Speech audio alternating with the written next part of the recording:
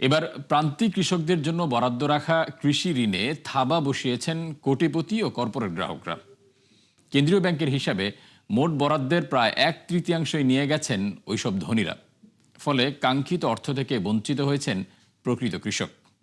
কেন্দ্রীয় ব্যাংক বলছে, বিষয়টি খতিয়ে দেখা হচ্ছে গুরুত্বের সাথে। দেশের খাদ্য নিরাপত্তা নিশ্চিতে গুরুত্বপূর্ণ ভূমিকা কৃষিখাতের। তাই প্রয়োজনীয় সহায়তা নিশ্চিতে প্রতি বছর কৃষিঋণ বিতরণের লক্ষ্যমাত্রা বাড়ায় বাংলাদেশ ব্যাংক, যেখানে সুদের হার থাকে তুলনামূলক কম। অথচ এসব ঋণের বড় অংশই চলে যাচ্ছে কোটিপতি গ্রাহকদের পকেটে, যা উঠে এসেছে কেন্দ্রীয় ব্যাংকের প্রতিবেদনে।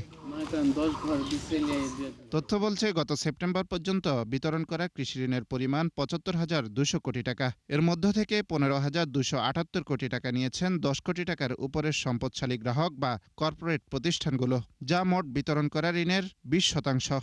এসব প্রতিষ্ঠান মূল কৃষির বাইরে বিনিয়োগ করে উৎপাদনশীল খাতে। ফলে বঞ্চিত হওয়ার আশঙ্কায় থাকেন প্রান্তিক কৃষক। আর বিষয়টি খতিয়ে দেখার কথা বলছে বাংলাদেশ ব্যাংক। কোনো গ্রাহক, সে কর্পোরেট গ্রাহক হোক বা ক্ষুদ্র গ্রাহক হোক, সে যখন কৃষি ঋণের আওতায় ওই সংজ্ঞার মধ্যে পড়ে এরকম ঋণ গ্রহণ করতে চায় এবং ব্যাংক যদি দেখে হ্যাঁ তার যে প্রকল্প সেটা কৃষি ঋণ হিসেবেই, তার আকার যাই হোক, এটাকে কৃষি ঋণ হিসেবেই চিহ্নিত করা যায়, অবশ্যই তার সেটা কৃষি ঋণে অন্তর্ভুক্ত হবে। কৃষি ঋণ নীতিমালা অনুযায়ী সর্বোচ্চ ৫৫% বরাদ্দ থাকে শস্য ও ফসল খাতে। এই অর্থ পাওয়ার কথা প্রান্তিক কৃষকদের। এছাড়া প্রাণী সম্পদে ২০%, মৎস্য খাতে ১৩%, বাকি ১২% নিতে পারেন বড় গ্রাহকরা। অথচ নীতিমালার বরখেলাপ করে তাদের দেওয়া হয়েছে ২০%-এর উপরে।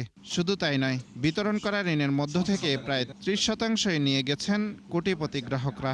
কৃষি খাতে, কৃষির যে সেক্টরগুলো আছে, উপখাতগুলো আছে, সেখানে যাওয়ার কথা।